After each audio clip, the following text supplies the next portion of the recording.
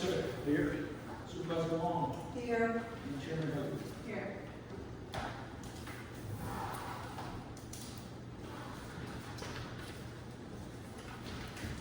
Okay, first we have the approval of minutes for May regular meeting, June workshop, and July workshop.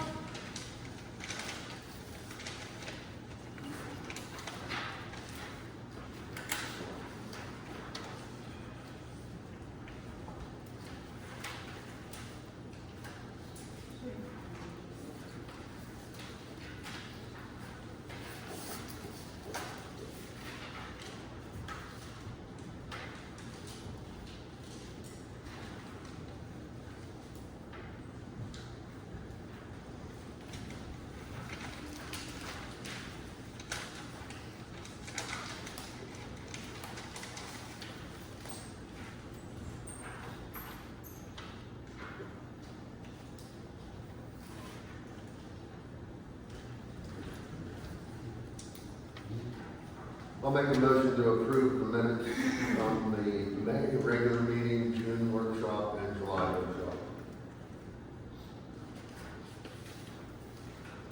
I will second that. All in favor? Aye. Opposed? Motion carries. Now we have the May and June treasurer's report.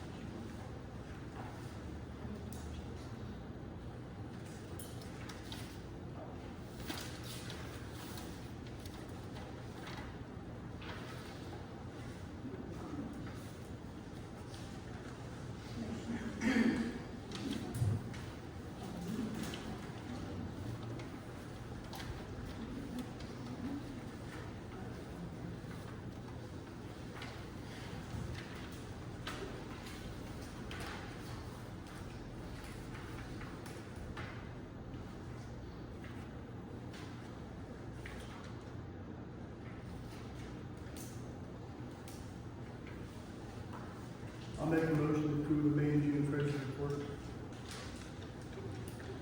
I'll second it. All in favor? Aye. Opposed? Motion carries. Now we have the May and June payable voucher list. I'll make a motion to approve the payable voucher list for May and June.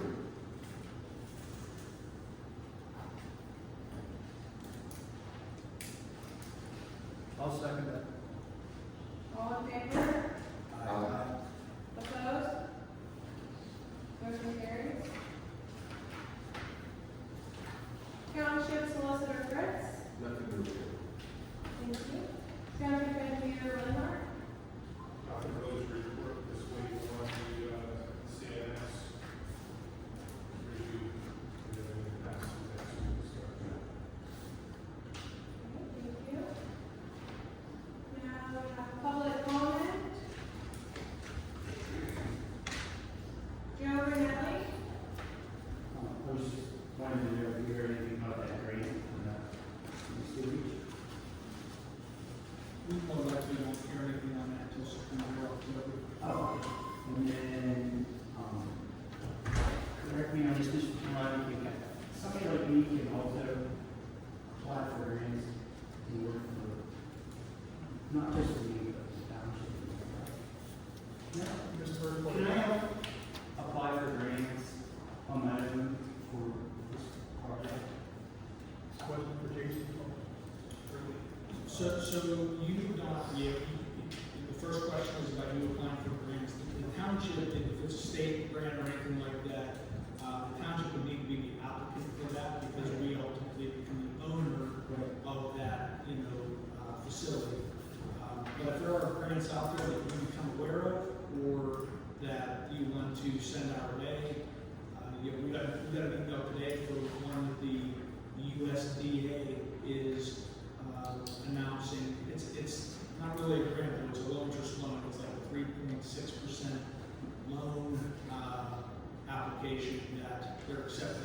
right now. But we just got notice of something like that. So if you become aware of things, we can apply on the behalf of applicants, but individual property owners and even a group of property owners could apply for grant. So if I find out something we can do on the next meeting, I'd like to go off. For sure. You can, give me my email address, you can send me an email, I'll look into this. Thank you. Sure. Thank you. Eleanor? Jordana, close enough. Second time here, problem with my neighbor's cat, destroying it and everything. It might not be important to you, but it sure is to me, and I will not give up. I'll come here every month. If no one listens to me, I'll go to the newspaper, I'll go to the TV, I'll go to the president. Okay, my question is, we got Brittany Hilliard, Mary Long, Chuck Rodnick, Bob Ross, Jim Zivick, is that all of them? The last time when was the last time I was here? The last time I was here and I handed you out a packet, December 11, 2024, and it said for everyone to read except for Brittany Hilliard seeing it, yeah, I know what I'm saying. So did anybody read it? I wasn't the supervisor now. Okay, can somebody read it now? Because there's another pamphlet. Can I find out from anybody, does the cat have rabies? Can somebody help me when it stopped tearing up my whole yard? I'm on 2 years. I have asthma. It's old. You don't want to listen to me? Next I'm going to the newspaper. I'm going to the TV. I'm going to the governor. Somebody help me. It's old. I got over an acre of land. I got a cat. I got stuff to do. You think I want to clean up after somebody's cat? You got a cat you want to leave outside? I don't care if you got monkeys. Keep it out of my yard or clean up the crap yourself. You don't want to listen to me? I'm not going to be ignored. I'm not going to be intimidated with signs or anything else until that cat's not in my yard. Your comment period is what we can, I'm happy to talk to you more about whatever. You'd be the only one. Well, I'm the one who you can talk to. Okay. We have active code enforcement, but we can also talk about what. I want a cat ordinance, so I have the law backing me. And I want to know, what does everybody get paid for? 1, 2, 3, 4, 5 was too busy to answer me? Sure. Come on. And I'm happy to talk about this more with you after the meeting if you'd like. Thank you. Thank you. Tom, Mike? 2 years. I'm a mayor council, as most of you know by now. We're a 501c3 nonprofit that works on clean air and water issues in Pennsylvania. Excuse me? It's all right. That's all right, I'll just No, leave. it's okay. I understand. So, came here tonight to talk to you very briefly about the solar ordinance. I can see it is one here for approval or not for advertisement. I thought actually that the planning commission will still do the report back, so I'm not sure what the story is, but it does look like the main concern of our legal department was the $50,000 fee. We have a couple concerns with it. First off, legally speaking, a fee is supposed to be set aside for the purposes of administering the program. This ordinance doesn't specify what $50,000 is for, and so it's possible that a court could read it as a tax and not a fee. And the municipality does not have the power to levy a tax of this kind on specific things but not on others. You don't do this for any other industry or else you have a fee like this on the cubic meters of gas that are extracted from a gas well. You don't put a fee on agriculture, any of these uses, and nor should you. And then the other concern is a little more practical with the fee.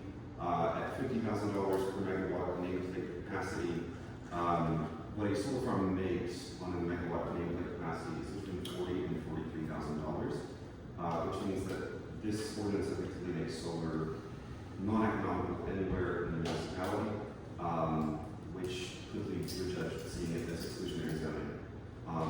Some of you folks have heard this from me before, so I don't need to go into the details. I'm just gonna say, you know, again, our interest is not in slowing down this ordinance. We want you to have an ordinance. We want you to be protected. We want it to stand up in court. So anyway, I'm happy to stick around after if you have any thoughts or questions. Thank you. Thank you. Anthony Shea?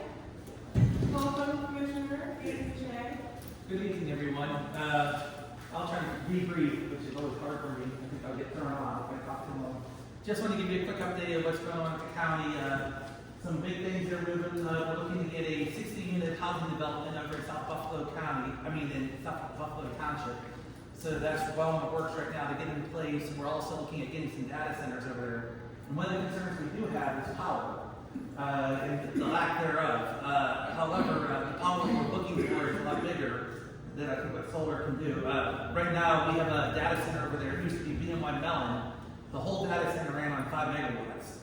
The people that want to come in and build new data centers for the AI revolution are looking for 500 megawatts of power. To put it in perspective, the Keystone plant generates about 3,500 megawatts. So we're trying to find ways to get around that and get new energy sources into the county. Basically, we're looking at tapping into the natural gas and doing the turbine engines and such, so we can get these industries here in Armstrong County versus other places. Another big thing that's going on is the trails in the county. I don't know if you've heard, but the county now has a trail that goes the whole way from the walking bridge down to Shenley, the whole way through the county. Next year, we're going to connect up Westmoreland County with a flyover, which will then connect us from Butler the whole way to Brookville or Oil City.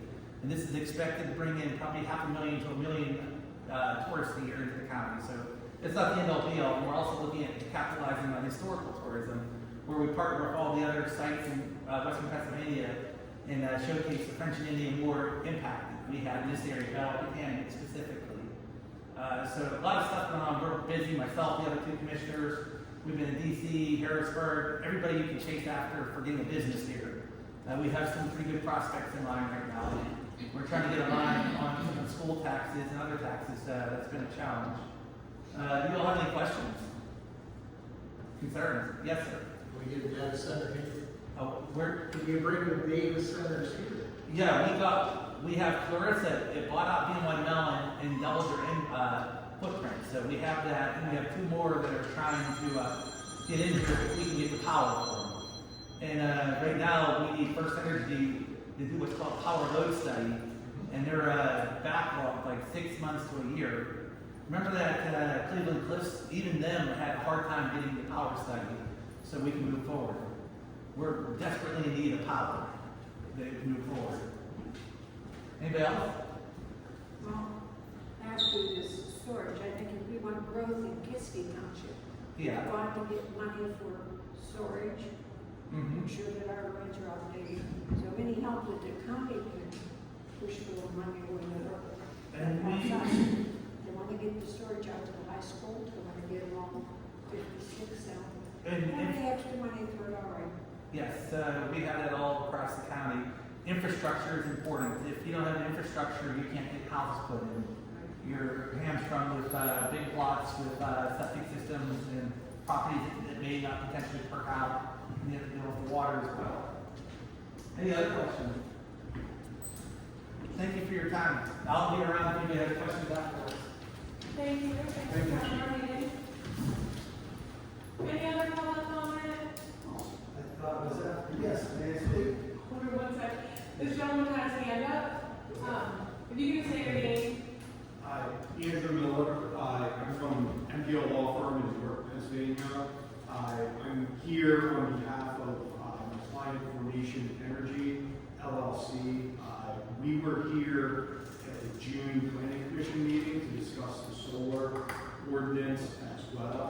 I do have, if you hold on, handing this out online. This is just the presentation that we provided at that June Planning Commission meeting, showing just a footprint of a proposed 4.85 megawatt solar facility that will be proposing off of, I believe it's Hicksville Road in Kiski Township.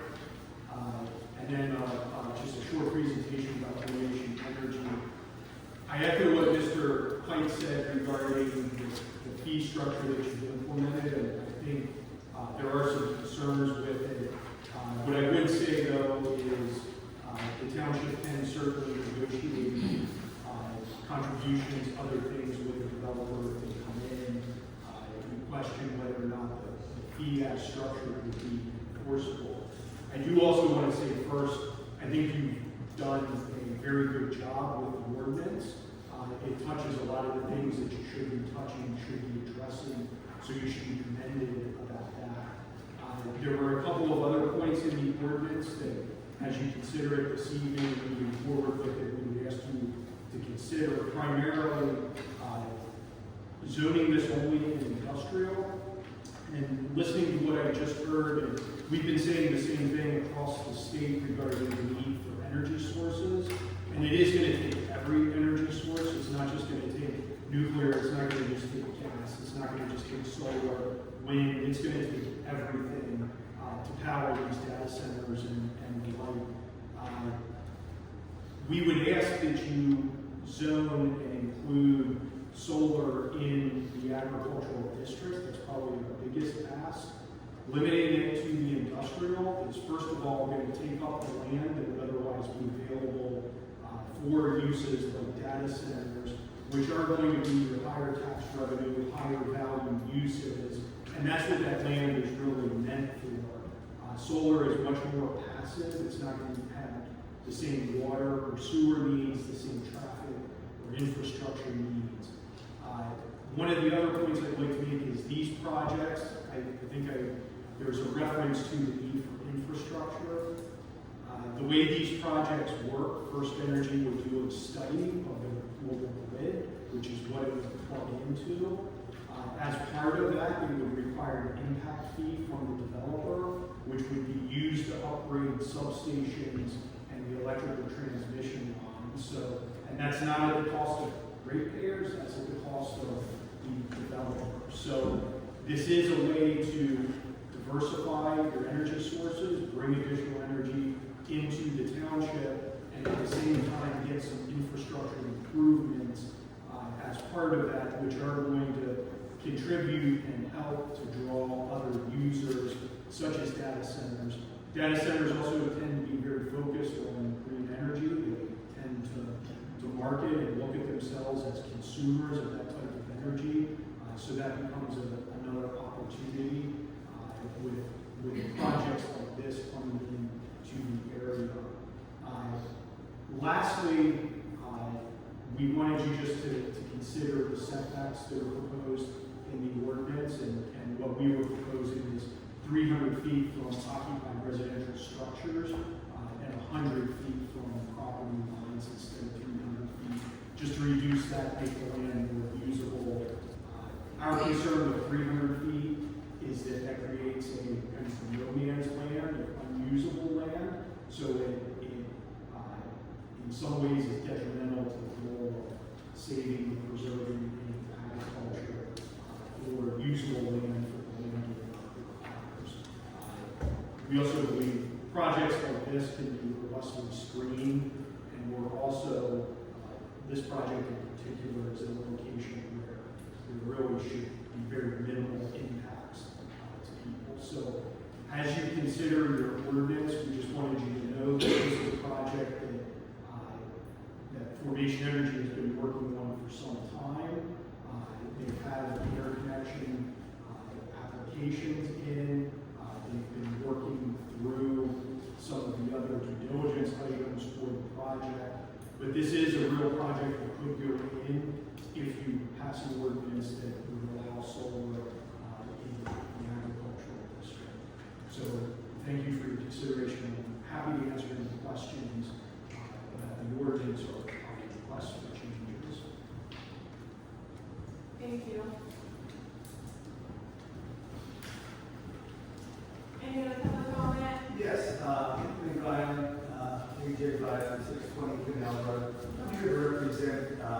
Kiski Valley Water Pollution, which I'm the representative.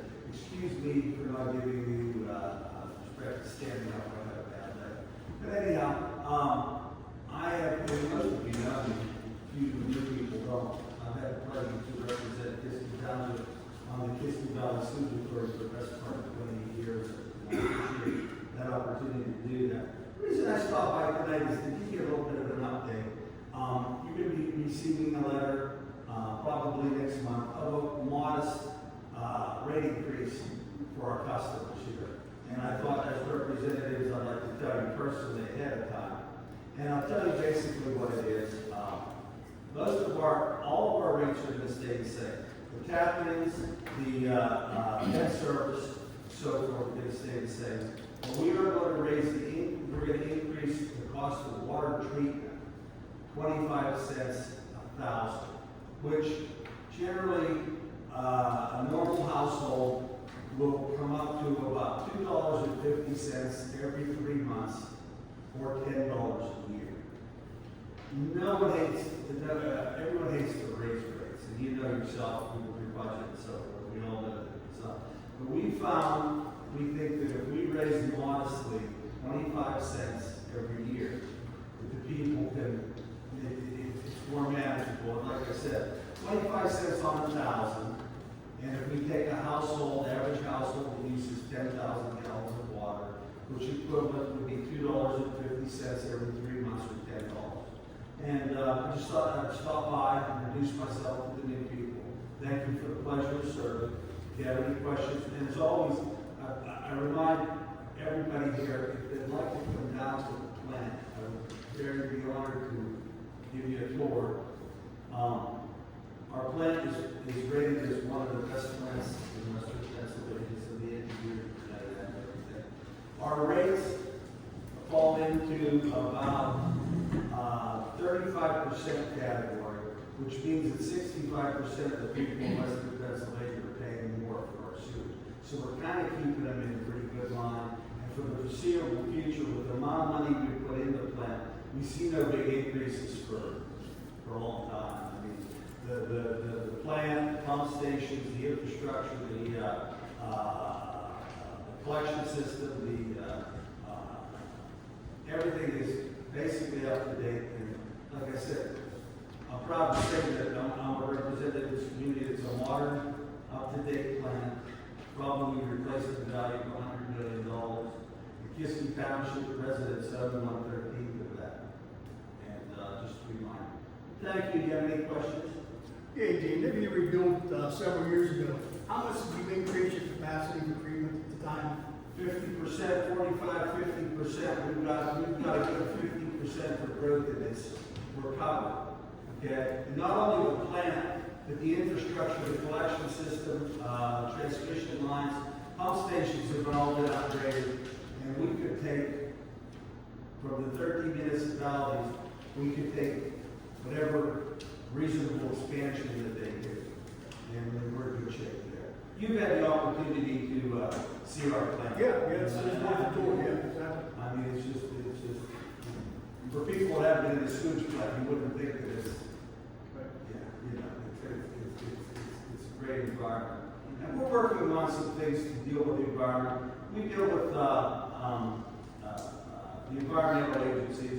We're looking again for solar, not that we need the power, but to do all we can to go the environmental end. We've been meeting all requirements for the DEP. The water that we put in the river is cleaner than the water that's in the river. So they say. Okay. And I think test to that is look what the river is now compared to what it used to be. And the plant will be January 1st, it'll be in operation 50 years. The original plant. And like I said, I thank you for the opportunity for 28 years to be down there. I'm the chairman of the board right now for 13 municipalities. And if you'd like, I'll continue. Thank you. Thank you. Is there any other public comment?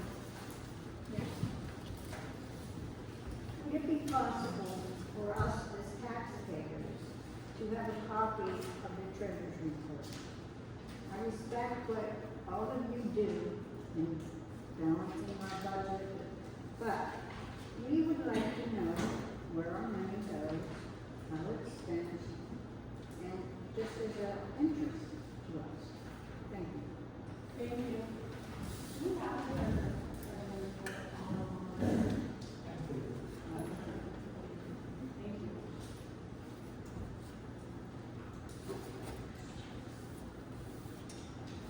Any other public comment?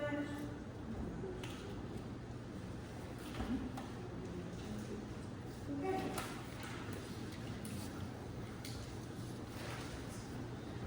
Correspondence? The primary correspondence that we have received this week was in the form of submissions from CNX for the planning commission. Those were for well pads 18 and 17 that they're submitting for their initial review. So there's been a lot of back and forth with them over the last couple of weeks with that information. So that's in the primary correspondence this week. Thank you. New business. Are you going to meeting? John, can you wait till the end of the meeting? But it's just add to the task. We'll have public comment again, we're at the end of the meeting. Just let us get through new book business real fast. Okay. First on the agenda is the solar ordinance. The board of supervisors were presented with a draft solar ordinance that was met with public comment on its content. The planning commission at their June regular meeting met with those interested parties to discuss their concerns. The planning commission has resubmitted the ordinance with the following recommendations. An application fee be set at $2,500, a $50,000 per megawatt fee be imposed after 60 days of generation. The installation of these commercial facilities be limited to the industrial zone districts as conditional uses. And the board will now have time to discuss the recommendations as made by the planning commission before considering the authorization to advertise the proposed ordinance. Are there any comments from the board? Yeah, I'd like to ask, does any supervisors have any thoughts on including solar installations in agricultural use areas also, agricultural zone areas, as a conditional use? Want to share any thoughts on that?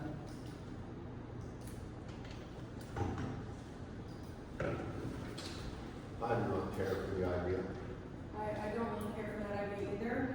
My bigger concern is the 50,000 per megawatt fee being imposed, because I don't want this to bring legal issues to the township. I'm afraid if we don't include it other than just in industrial zone areas, we are going to have legal issues. And if we include it as conditional use also in agricultural zone areas, it doesn't mean every farmer is going to put a solar installation on his property. We're given the option to do that. And limiting just to our industrial zone area, we have one area. And I believe right now it's up for sale, possibly going to be sold. I don't foresee potential buyer wanting to put solar installation there. And if that's the case, what do we have on?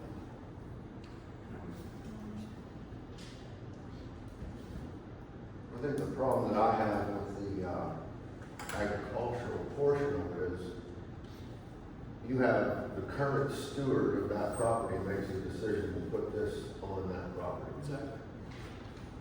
Down the road, the next stewards of that property, whether it's a family member or some total different family buys that. Now they're dealing with the residual damage that solar has put in that land. And I'm sure it would have to be disclosed, at the time of sale or transfer. But, you're limiting what that person can probably then,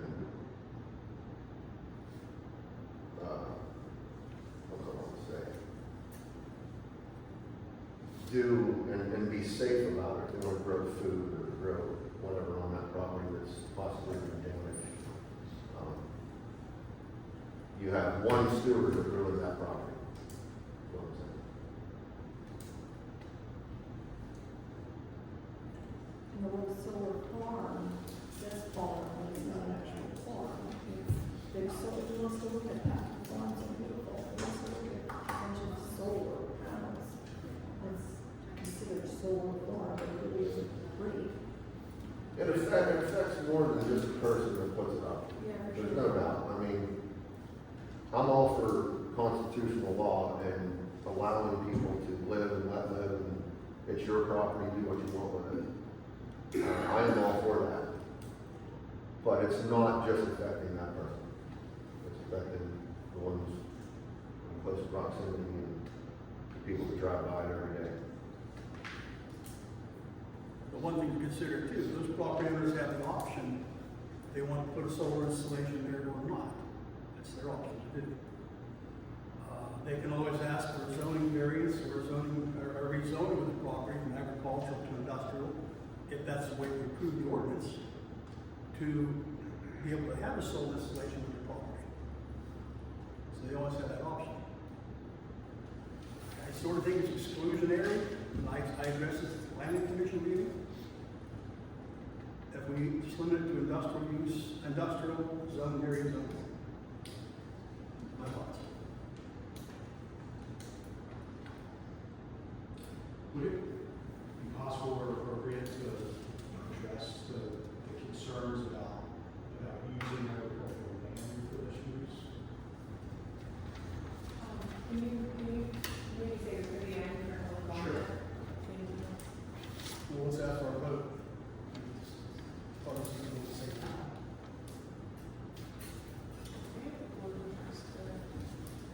You have any options? Or maybe. So, the concerns that you're expressing are common concerns that we hear often. What we also hear even more often is the story that goes along with solar in most cases. And in most cases, it's a family that's aging out farming that desperately wants to keep land in the family going forward, but can't afford to do it without some kind of revenue or diversification of revenue of that farm. And it does provide in many, many situations an opportunity for a family to maintain that farm and keep that farm going forward. A lot of landowners that get that diversifying revenue from the solar, if they continue to farm, they take that revenue and they make their farm more sustainable. A very similar thing happened years ago with telecommunications towers, with cell towers, and many farms have those now.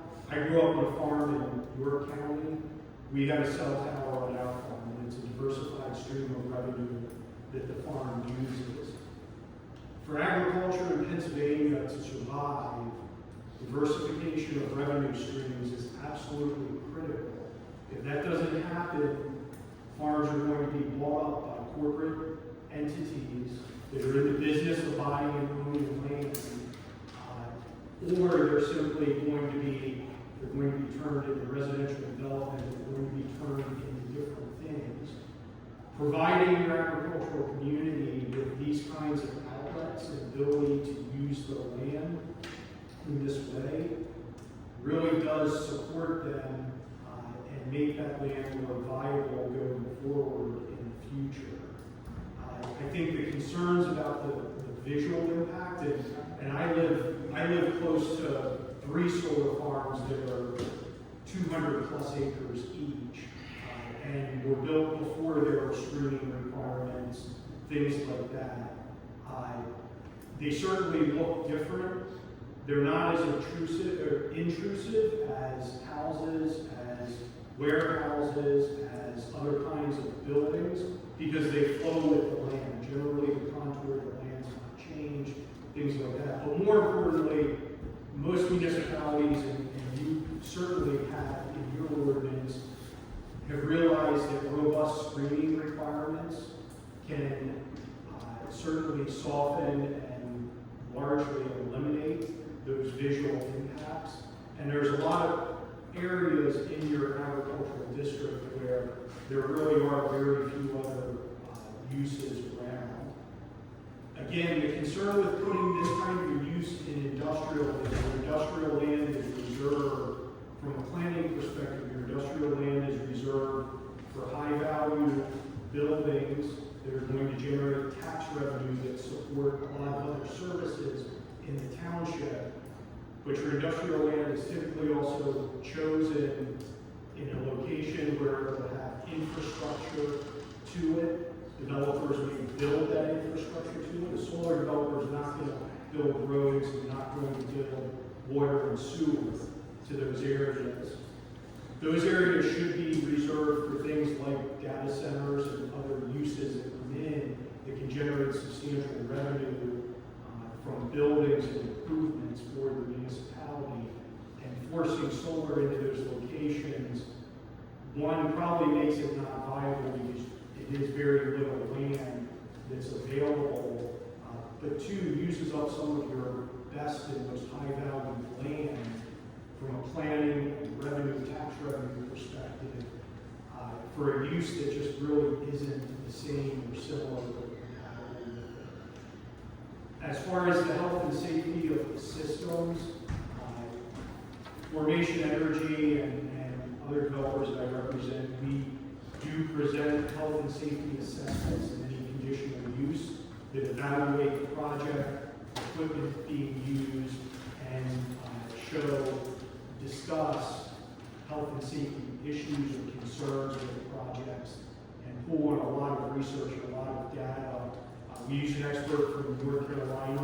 North Carolina is 10, 15 years ahead of Pennsylvania building these facilities, and they have a lot of experience there. So we are trying to draw on that. We understand those concerns, and we think those can all be addressed and cleared up for you. So we would ask that you reconsider, at least reconsider putting it in the agricultural district. I think in the industrial district, it could be exclusionary.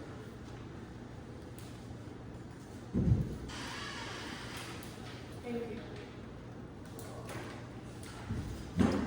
Has the planning commission not provided enough evidence from other Pennsylvania-based solar ordinances to say that these same things, these same parameters, are in these other solar ordinances that have already been passed? They've provided that proof now. There was some discrepancy there before, I think, and now that's been proven all from Pennsylvania. That was the supporting information that the planning commission provided to the township. It said where those fees were, where those costs were in other municipalities across the Commonwealth. And that was really one of the things that the board asked for was, do we have support that shows where these fees and charges are supported at, and the planning commission did that due diligence and sent that to the board.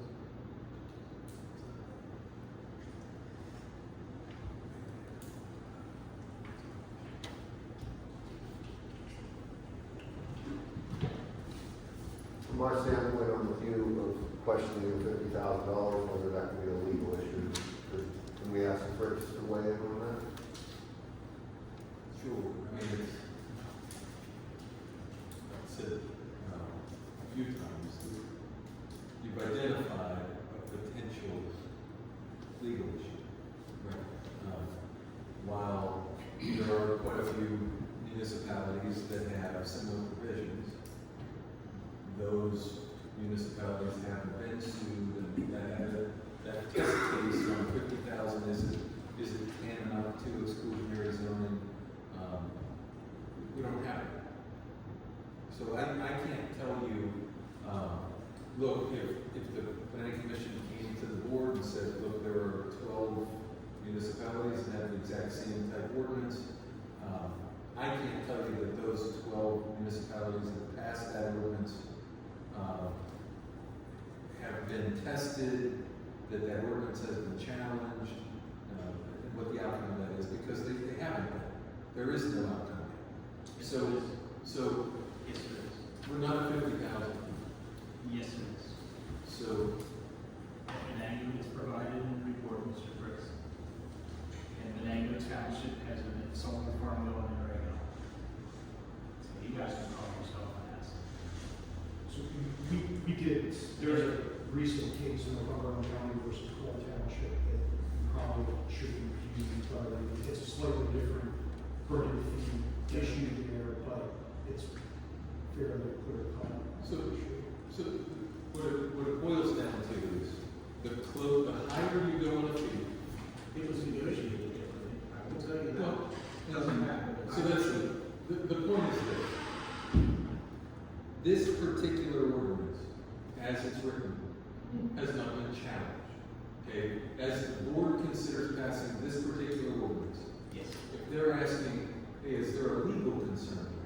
With all due respect, the higher that number goes, the more likely a court would consider it tantamount to exclusionary zoning. The smaller the zones that you allow this use in, only industrial, the smaller you get, the more likely it is that a court would find that that's tantamount to exclusionary zoning.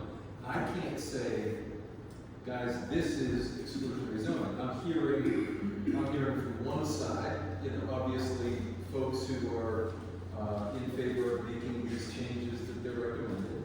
I'm hearing them say, this is exclusionary zoning. And I'm hearing others who feel strongly about, having strong language and a robust fee say, no, that's not exclusionary zoning. That's been tested. But here's the thing about the law. Every case is heard.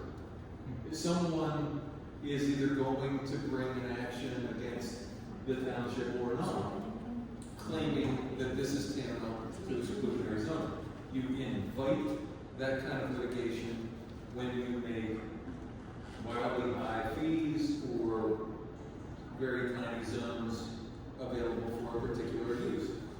I'm not suggesting these are wildly high. I'm not suggesting these are small. They are higher than most. The passing an ordinance that only permits a use in one particular zone is more likely to invite litigation than passing an ordinance that allows a particular use in multiple zones. Those are common sense things. That's all I can say to you because this ordinance hasn't been tested. But I think we're hearing from folks on either side. Some supportive of and recommending to this board that this is the way to go for the folks of this municipality. And we're hearing others say, no, that's, you might get challenged on that. And I can only say that the lower the fee and the larger the area where it's going to be put into play yields a lower likelihood of litigation. And litigation occurs whether you're going to be successful or not, so that's the other thing. Ultimately, you might be successful, but 50 might be approved. But will that invite a challenge? Perhaps. And so I think it's always a consideration when passing an ordinance like this.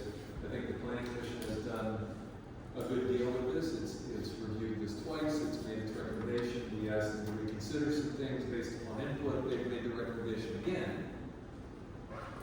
The folks whose input caused that second review are here as well. And the issue remains, there is no way for me to tell you, number one, that this is litigation proof. Not as litigation. And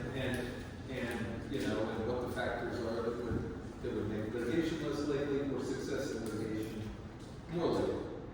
I think, Chuck raises good points, Ricky raises good points, and I think that those two, the size of the zone, but those are points that have been discussed prior to tonight and respectively tonight as well.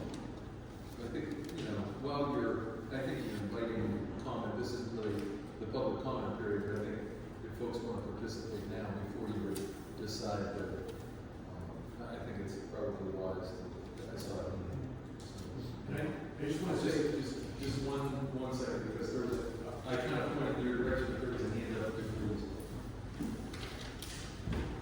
So would you agree that if you just looked at the zoning part of it, and this was challenged in the court, would you then agree that if the court did find in favor that this is restricted, that it would then perhaps overturn dozens and dozens and dozens of other townships across Pennsylvania? No, not necessarily. So you would say one isolated case, one isolated case. That's So it. a solar developer would say, hey, we have a case here that's proved, now let's challenge this. Let me put it this way. The nature of litigation, and whether we're talking about this or any other set of litigation, is that the jurisdiction of the first court you would go to here is going to be a court of common pleas in the county that you're located in. That's going to be before a judge who's never heard this case before, because there's not one, that you're going to go find that to serve as precedent for this case in the Armstrong County Court of Common Pleas. You're not going to find that opinion written by one of our judges. So that judge is going to make a decision. If someone chooses to appeal, depends on the issue, whether it will be generally applicable to a larger group of municipalities. So if the issue comes down from the superior, it would be the Commonwealth Court, but if an appellate court with statewide jurisdiction rules on an issue that is clear cut, that you must allow this in agricultural zones, I don't anticipate that that's even a possibility that a court would say you must allow solar in agricultural zones. But for the sake of this discussion, if a superior court would say,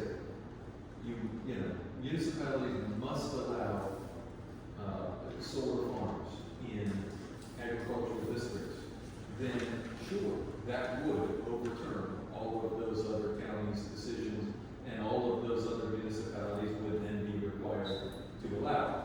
If the decision were, and it more often than not would be, because it's real estate matters, there's going to be a particular tract of land, if there's a piece of litigation here, right? There's going to be some landowner in this township, and some lessee, some solar company that wants to install, and that those two actual folks or entities are going to be involved in a case. And so they might be in an industrial zone, they might be half an industrial, half an agricultural, they might be in an agricultural zone, they might not want to pay the $50,000 fee, okay, they might feel that that's the issue. Whatever happens there, that's the only case that's going to be heard by that court, and that court can render a decision and say, well, in this particular instance, with your particular 104.2 acres, in this situation where part of it's agriculture, and that's going to be limited, whatever the courts decide all the way up, it will probably be limited to just that one tract of land. It may not even dictate whether the one down the road would win the same case, because facts dictate court decisions. But it is possible. Your question, elicits a typical lawyer answer, yes or no. Well, No, the answer is yes. It's a common sense question. The answer would be absolutely. You've got these multi-million-dollar solar companies, and they went and won this one township based on industrial use only. Certainly, they would turn that over and use that. they would try to. A good lawyer would, right? They would say, hey, there's a proven case here. Yeah. For sure. You would try to, but Yeah, I'm just saying there's multiple counties across Pennsylvania, industrial use.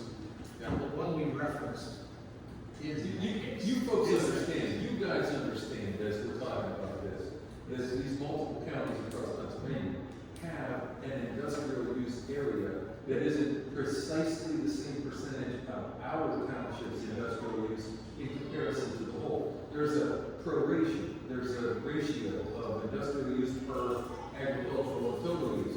But what you're saying to me is, well, there's precedent, and I'm saying to you, it depends on the facts. It may not be precedent. That's what, I can't give you And there's some townships that are completely historic, right? And it's the same situation. Yeah, and it's easier to make, it's harder to make an exclusionary zoning argument in those counties because they have protected areas because of those designations. But it's been challenged. There always will be, where there's money, there will be challenges. I'm sorry for the debate. I mean, the continued talk. And if I might even comment further, as far as the setbacks go, there was a young girl, 10, 12 years old at our meeting. I don't know if the supervisors all heard it, but she made the comment, like, the land would be restricted forever for her, right? That 300-foot separation between property lines is enough for her to ride her horses, is enough for her to gobble the hay or feed horses. So it's not dead area. That's crucial to some people, that 300 feet.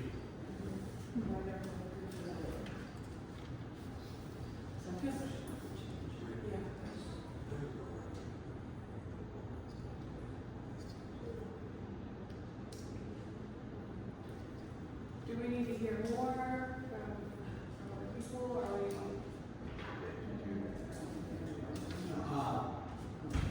Since the solicitor asked for maybe a little more public comment, I'm just going to give my personal opinion because I do have to play to serve on the zoning hearing board also.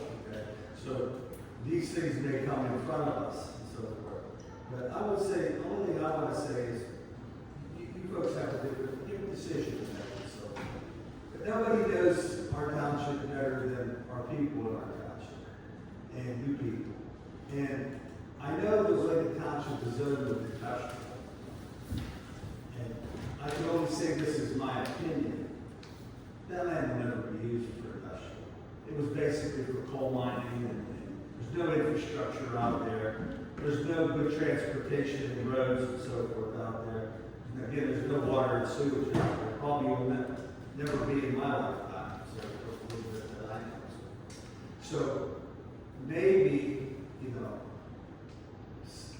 putting that land to use would be good in that respect.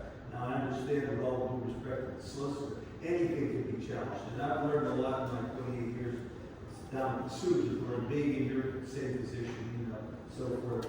You have to make it, you have to weigh it and so forth. But I'm looking at outside, people from outside looking to say it's only industrial, but the industrial here is, I shouldn't use this in my opinion, it's basically worthless where it's at. I mean, you're never going to see factories that make microchips, computers, you know what that is what I'm talking about. It was used for extensive coal mining and so forth, and that industry has been exhausted and that land is just useless. It's just my opinion that I think with the pristine land we have, I waste the pristine land, and you have land that you can use. Another thing that I always look at, the nuclear sites, which is not in our community, okay? Those sites can't be used for really anything else. You can't even make a playground on them or so forth. Places like that would be good to use the solar before you use more valuable land. I'm speaking only as a resident. But being a zoning hearing board member, I may be involved with these in the future. But of course, I follow the law and I follow our council, whether it's you here or our council. And just because you were talking about it, I just figured I'd put my 2 cents in. Thank you. Yes. I'd like to make a comment too. I have nothing against, but if I had a farm and I was having financial trouble and you excluded me from maybe saving my farm, I'd be upset. Now, would I be able to take you to court? I don't know. But if you do get taken to court because the big corporation is behind it, how far are you going to go? You're going to go to Commonwealth? You're going to go down to Pittsburgh? You're going to go to the Supreme Court? That's something you have to keep in mind. But one other thing is, if you do pass this ordinance just the way it is right now, you can amend it at any time. And that's something to keep in mind. If you later think that, we kind of made a mistake somewhere, you can amend the ordinance. So, just my 2 cents.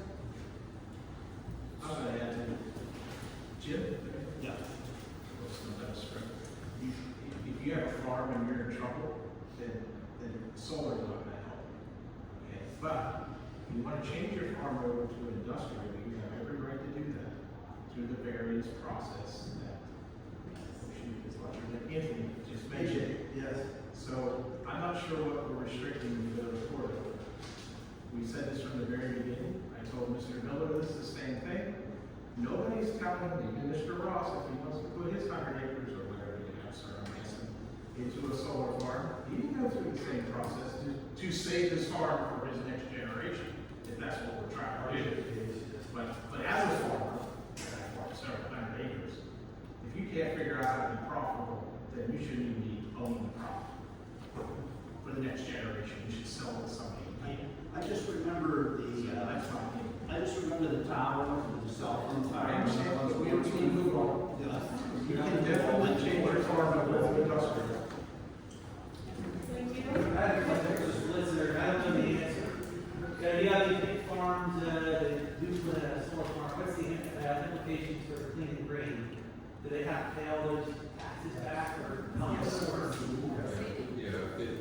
If they're not putting it to an agricultural use, it depends, there's So the farmer it's not gonna be forest preserve, so yeah. So the big tax rate farmer that had is lost in that solar farm, so they gotta make sure they make enough money to pay the additional taxes, whatever that is. And I don't know if you go, there's a call back or. 7 years. 7 years. 7 years? 7 years. So it would be that portion, as long as they keep more than 10 acres, it would only be that portion that is. Agri-solar. So, and solar leases are already structured with the developer pays that rollback. The farmer can put the remaining land back into clean and green as long as it's eligible, what they have left. But there is a rollback from the entire thing, maybe 7 years. I believe they're all under a higher rate, even if they fall out of the back end, they'll be republic at a higher rate than what they were. That's how they're doing it now. It requires a reapplication for what is not going to be put into this non-conforming. The farmer better do his due diligence, or her due diligence to make sure all the numbers add up. Yeah. So I did want to just say one more thing about the permit fee. I think I heard mention that you were following or relying on the Township in Crawford County, which passed a similar permit fee. And I represented the project that's being built there, and I'm telling you that I was at the meeting when that ordinance was passed. And the supervisor actually said this provision is not legal, but passing it anyway, it's not being applied to the project. Yes, it is. They have a reduced fee. I talked to them. The lady told me they reduced the fee. The developer made a contribution, which is what I said earlier, to be negotiated one time upfront. They're not charging, they're trying to put $50,000. You might want to call them, refresh your information. Thank you. Does the board have any other comments? Are we ready to move forward with this motion? No comments? Or should we? Is everybody?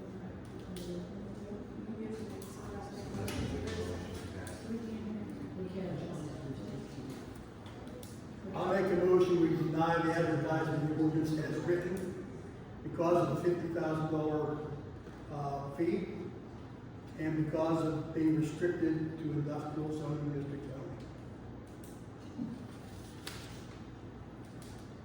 Is there a second to deny?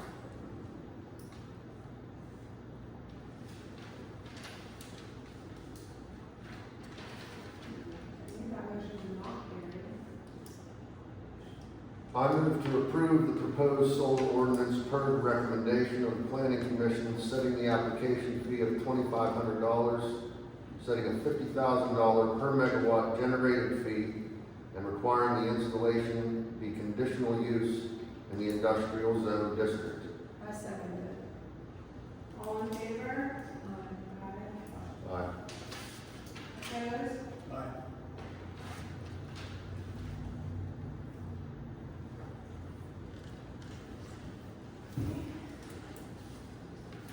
Thank you.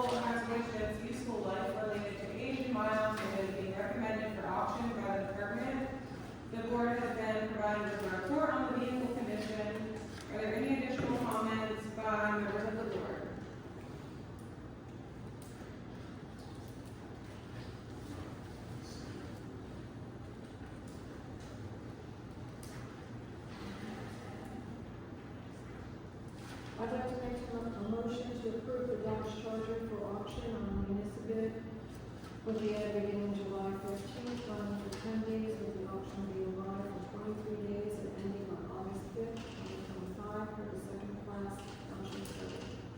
I'll second the motion. All in favor? Aye. Opposed? Motion carried.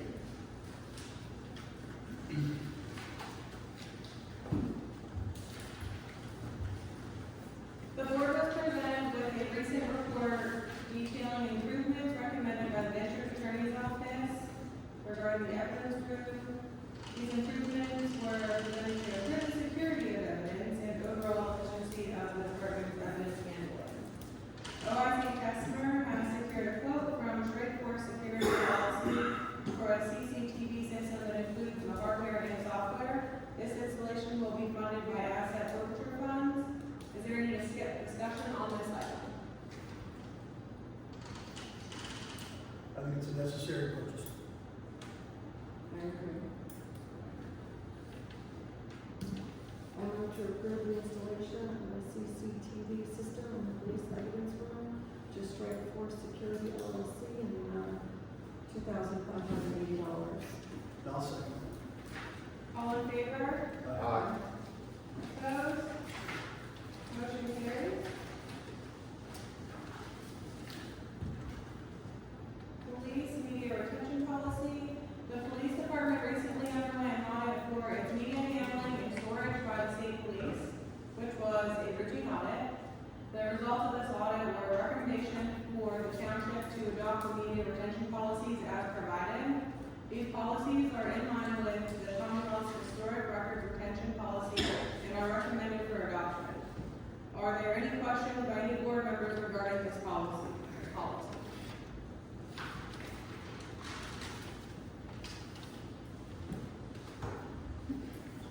I'll make a motion to approve the media retention and destruction policies for the police department as presented. I'll second it. All in favor? Aye. Opposed? Motion carries. Sewer authority public officials insurance policy. The township dissolved the sewer authority in 2024. The authority's recent public officials liability insurance coverage has expired and is recommended to be carried for 2 years after the dissolution of the authority. The renewal cost for 2 years is $2,000 for the public officials liability coverage and is recommended. This amount will be paid from the sewer fund. Is there any discussion on this policy renewal?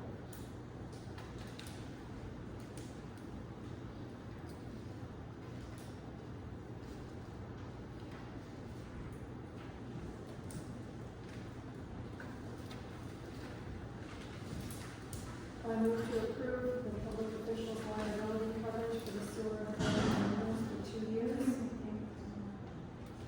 I'll second it. All in favor? Aye. Opposed? Question for the solicitor, should I abstain from voting on this? Is that one of the sewage authorities?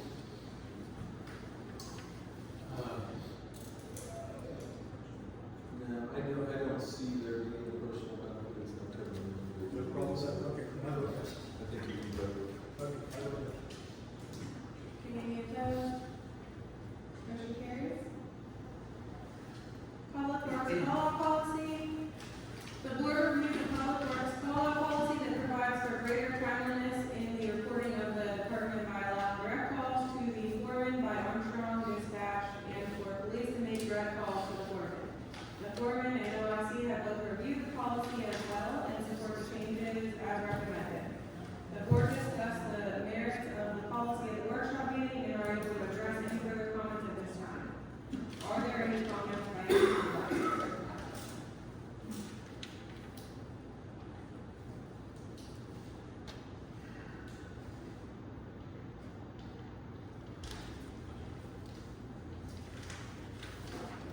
I move to approve the public works call-out policy as presented. I'll second it. All in favor? Aye. Opposed? Motion carries. The Kubota tractor auction results. The board authorized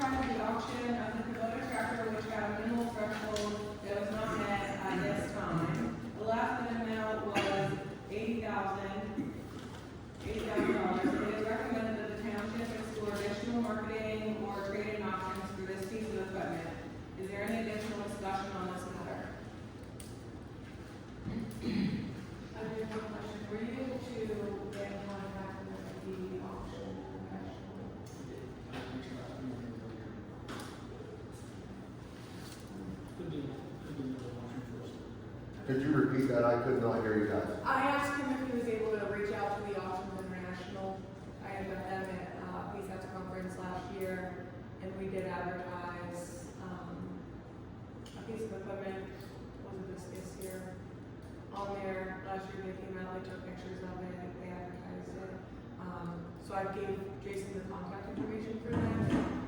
He said he reached out, but haven't heard back from them. But it could be another option for advertising. Thank you.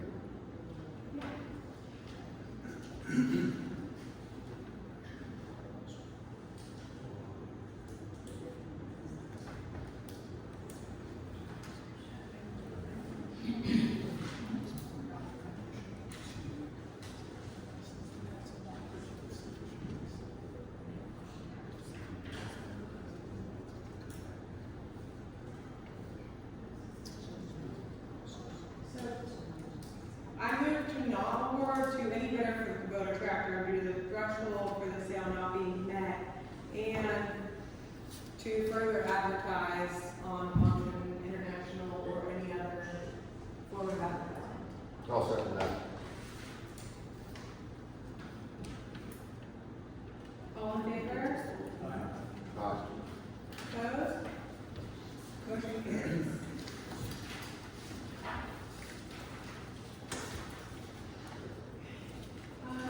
Reports by the police department, OIC Testner.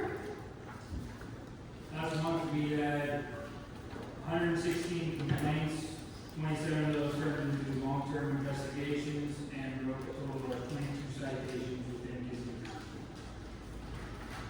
That's all on Kiski Township. Correct. Again, I believe there was 24 down in North Dakota. Thank you. Yes, sir. Public Works Department, Jason, do you want to go over that one?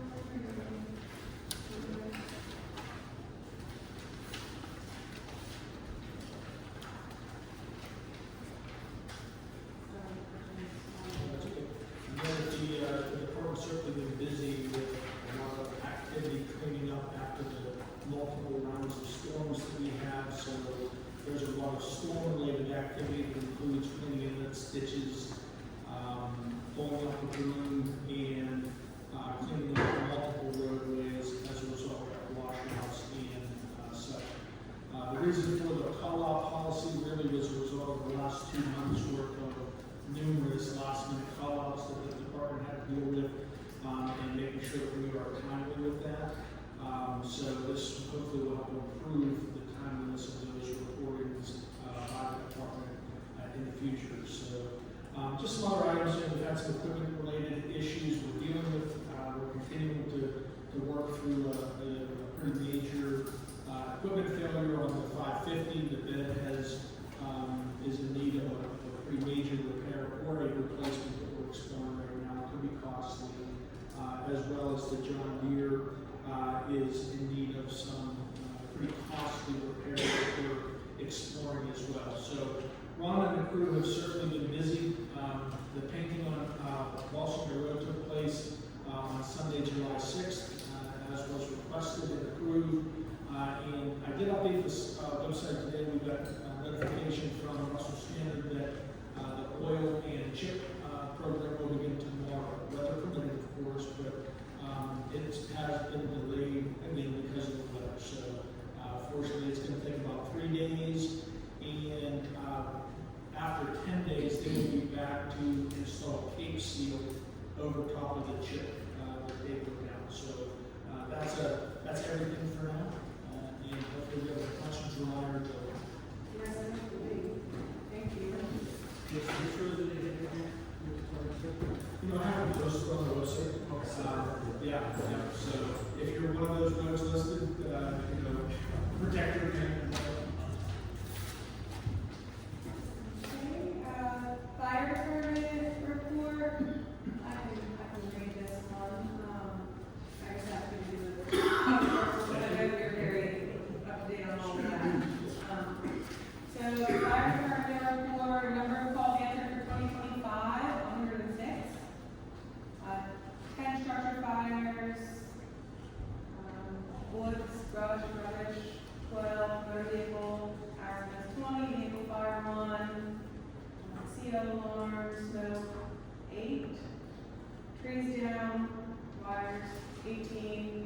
flooding 1, IOP calls 4, police assist calls 2, miscellaneous 10, physical rescue 0, dispatching canceled 12.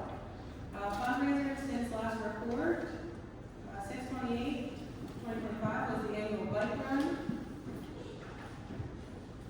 There was a blood drive on June 9th. Monthly fundraisers of evening Victory PA lottery, monthly gun ticket on the first of every month, different prizes each month worth $400 to $500. Monthly meat ticket on the 12th of every month, $500 gift card for Dixon's Cookery. Monthly cash ticket on the 25th of every month, $400 for matching number, $50 for the number above and below. Upcoming events and fundraisers, there's a car show on July 12th. Saturday. Starting 12 o'clock. Concession stand, Roaring Run, July 28th. And Civil War reenactment will be on August 16th and 17th.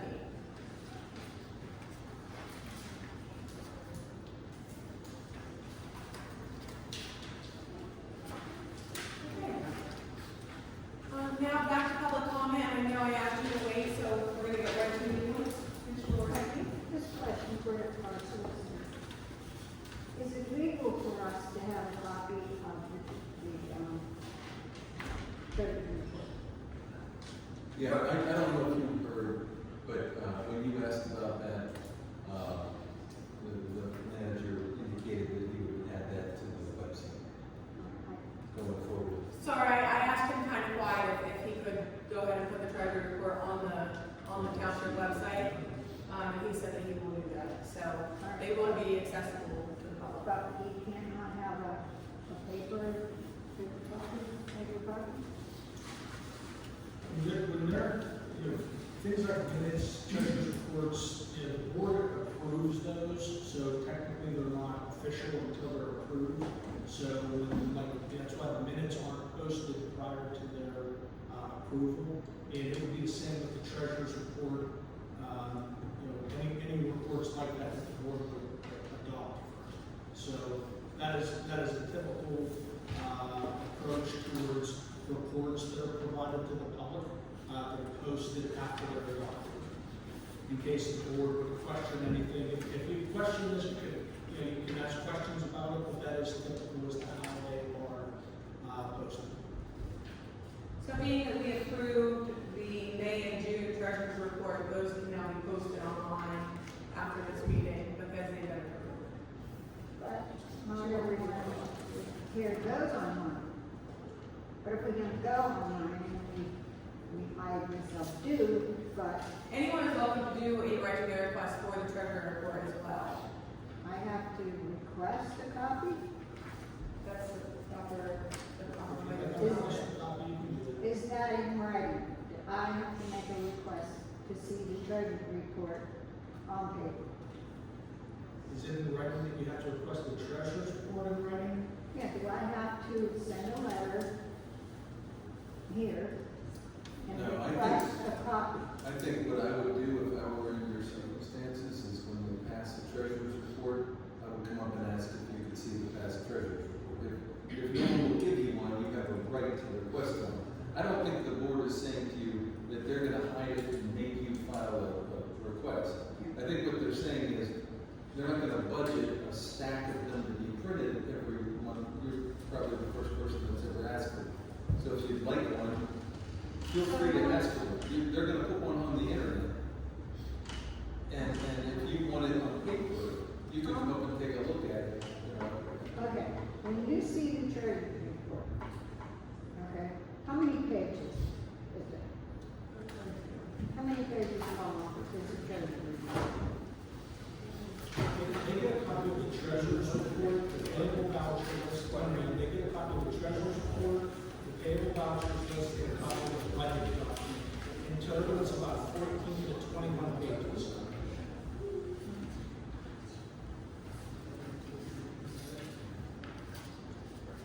So, are you still coming? Yeah, no, two pages. 2 pages? Yeah. ready for me to see the treasurer's report. Is that what you're saying? That's what I'm That's too big or small. Is it okay to take a copy in regard to if she requests copies? She can come back to the meeting to have some copy of the treasurer's report. Yeah. So she already has what you Sure. All right. Do I make my request to you, or do I have to go to the solicitors? You can come back to the meeting, and first to the treasurer's report. Okay, what about the next one? Come on up next and we'll do the same thing. Ask me the exact same thing, I will give you that treasurer's report. Okay, if anyone here would like to see a treasurer's report, you can go up and request it after the meeting. He's gonna post it online, right? Not everyone goes online. I personally go online. I don't think you should. I understand. I think the board's trying their hardest to make it as easy as possible for you to get a copy of the treasurer's report, either online or by coming up and requesting one. Anytime you want. All right. All right. Thank you. Any other public comment? Eric? I was notified by email by Mr. Bailey about this CNX and some documents that need to be reviewed. I'm not exactly sure what the board would like us to do. I'm not sure how you want us to review this. There's 4 binders, probably a foot thick or more. So I'm looking for guidance from the board. So let me know how you want me to proceed. And the other thing is, Mr. Daly, I did appreciate the comments in that email. I haven't heard those words since Hillary Clinton made that to the Trump supporters. So I found that very disrespectful. I felt the exact same way. Well, I didn't make the comment, you did. Can we continue with that? I know you have. Go. With the CNX, since we weren't asked to talk about anything in planning condition tonight, or this ordinance, I did take the time outside of the work session to read it. I don't know if any of you guys ever actually looked at the 2014 ordinance. At the very, very beginning, as a resident, I'm seeing something that says, please review section 414 of chapter 27 in the Township zoning ordinance. So I know we don't have a chapter 27, and I can't figure out what 414 is. And that's our ordinance for oil and gas. Now, in this same ordinance, it clearly says, sadly, that these folks should have had a pre-discussion. Bear with me 2 seconds here. The pre-application conference. Prior to submitting any application to a well applicant is strongly encouraged to meet with the township staff to determine the requirements of all procedural steps and timing of the application. The intent of this process is for the well applicant to obtain the necessary information and guidance from, it should be from, that says form, the township staff before entering into any comments or incurring any substantial expenses in regard to the site and plan preparation. So at some point in time, I guess we should have a conference. It also has the 15-day limit here. We didn't know that either. So the clock is ticking. Mr. Daly is right, but if he has nothing in there going to the planning commission. And I also spoke to Katie Wickford from the Pennsylvania Department of Economic Development, the planning specialist, and I confirmed with her that since it's a conditional use, which oil and gas has been a conditional use forever in this township, since the beginning of zoning, it's the governing body that unfortunately has to review this, along with our solicitor, she highly recommended. So we actually need more books. This gentleman made a comment, he would like to look at it, which you are right, you need to look at the maps for the CNX project. So I'm not sure if we're ready. None of those comments, there's a lot of other things that are being intertwined with all of this discussion right now, which could have been taken care of at tomorrow night's meeting. However, the conditional use process there was a pre-conference with CNX to discuss all those books and binders that are back there. Okay. They submitted all of that information for the planning commission's initial review for recommendations to this board that would take place for the conditional use hearing that has to take place. So here's what you're referring to the engineer about has to do with road improvements, which is completely separate from what the planning commission would look at. But the process that we would need to go through is that the planning commission would review those documents that are back there, make a recommendation back according to the ordinance. It says the zoning in the ordinance has to look at it. So who's our zoning? For the conditional use, the zoning hearing board does not hear conditional use. I didn't say zoning here. It actually says the zoning officer. And zoning has to look at it to make sure the application is Which correct. would take place. However, the review originates with the planning commission. I'm not sure you're comprehending this. Just like Mr. Pinelli asked, what are we doing with it? We're not Marcellus gas will pad experts, and you already have an ordinance in place. Yeah, if the planning, and I said this in the email, if the planning commission chooses not to want to review this, to line it up with the ordinance or make any additional recommendations, then the board would need to go through direct to the conditional use hearing. I didn't say we're willing to review it. I didn't say that either. I don't know what I'm reviewing. I'm not capable of reviewing stacks of binders over a foot thick in 15 days. I mean, realistically, this, I gotta go to work. I'm curious as to how this started. How did this start? What are the steps that led to this coming to the planning commission to look at? On June 26th, the original email that I had sent out to the planning commission that said that those books were delivered. That's what started this process. So they just delivered books, and then you reached out to the planning commission. Right. But was that the correct step to take, to reach out to the planning commission? According to the ordinance, it doesn't say that. That's what it has. It was. I think we According to have- who? Because I think they don't wanna delve into it if they're not supposed to be delving into it. So I think that's what the question is, what are the proper procedures? Because that's a big deal. That's a big deal. I would think that everybody would wanna have their T's crossed and their I's dotted, not just, here's your stuff, guys, check it out. So June 30th, you sent the email. You guys had a work session last week. We have 2 planning commission folks, sorry, Eric, 3, that were here. We're away on vacation. People aren't around. So the clock started ticking on June 30th. I had told you, I had received no notification from anyone on the planning commission that the meeting was canceled tomorrow. But we have nothing to meet about. I received no Clearly notification. discussed.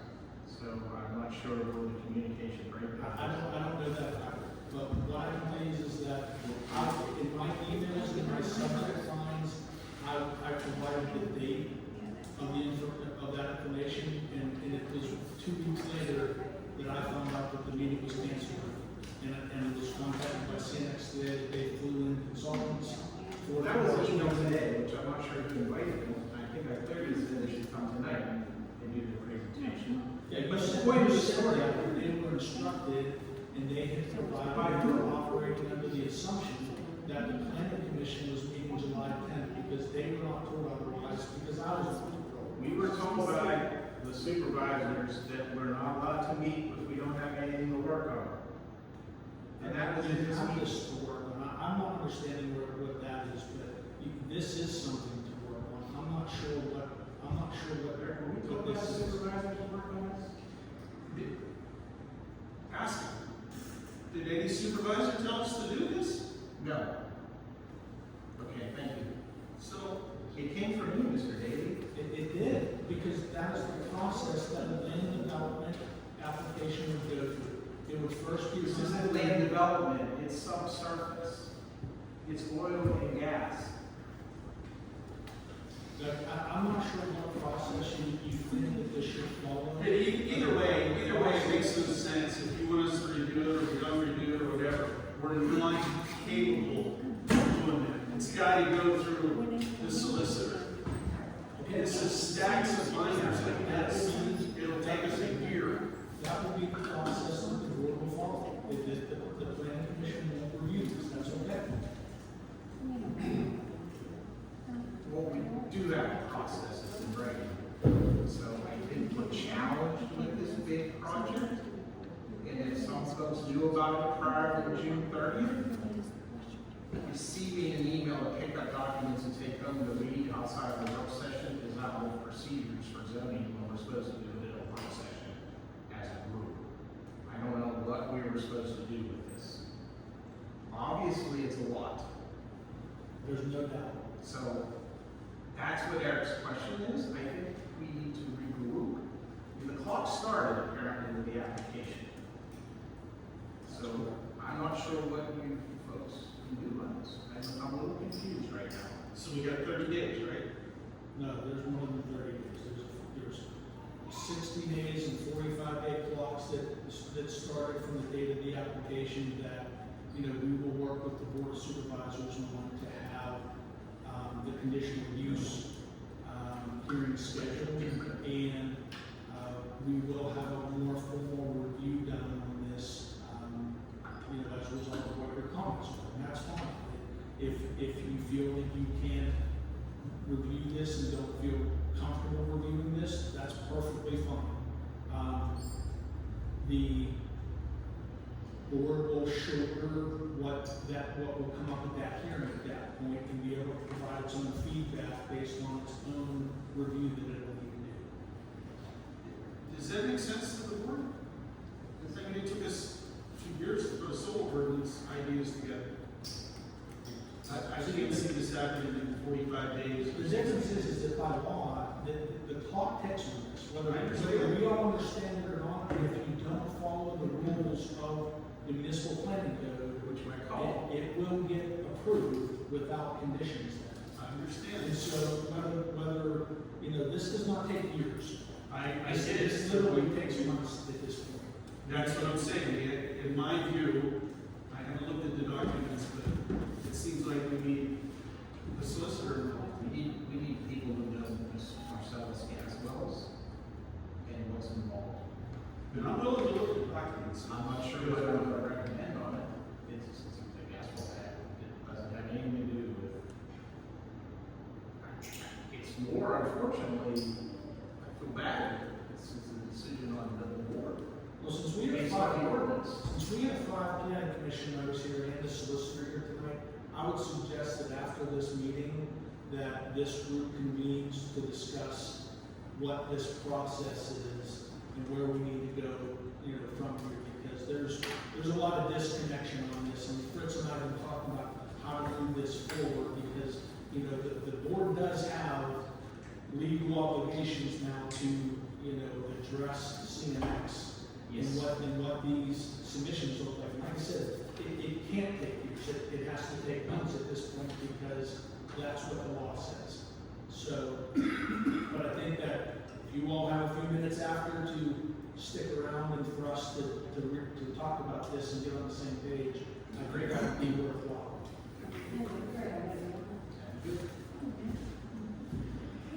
Any other public comment? I'm Greg Kunz, 347 Kings Road. I was just wondering, in the first public comment, the lady that was talking about her cat, she got told after 3 minutes her time was up, and that was it. But then we went to the solar thing, and I believe his was 8 minutes and 46 seconds, and then the next guy was 6 minutes and some seconds, whatever. I was just wondering why she got shut down in 3 minutes, and then is that not really important? What, you mean the cat? Yeah. Well, there was a public comment, just speak to this, there was a public comment section on the agenda, and during that period, the board enforces a 3-minute time. Right, and then the next public. And then, let me continue. Okay. And then we carried on beyond public comment.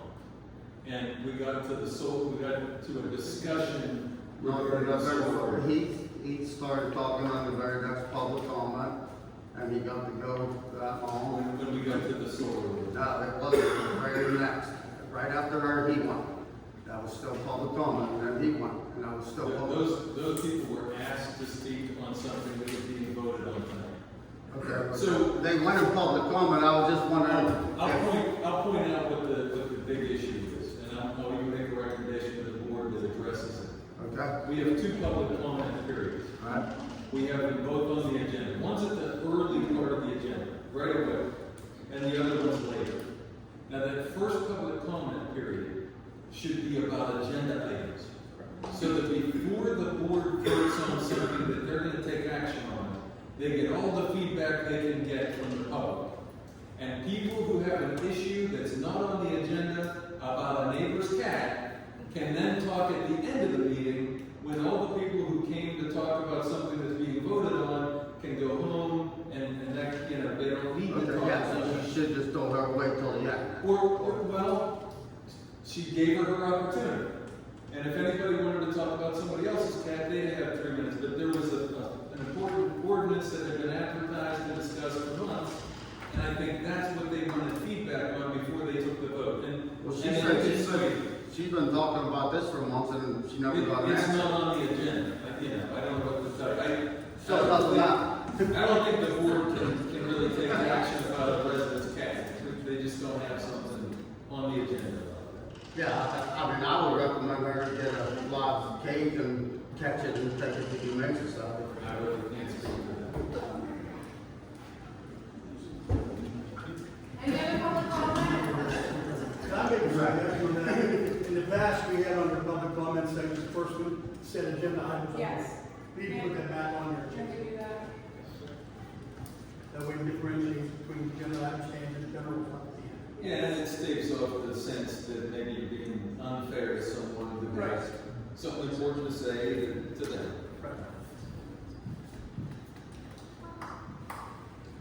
No, you were here, okay?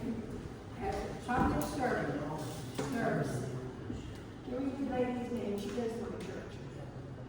I'll solve the cat problem, okay? So right across the Okay. I did cats disappear all the time. There you go. Okay? Now you can adjourn the meeting. Madam Chair, that's something I asked before we adjourn. Does anybody on the board know of a meeting between Norfolk Falls Council and Kiski Township Supervisors coming up this week? Anybody know anything about it?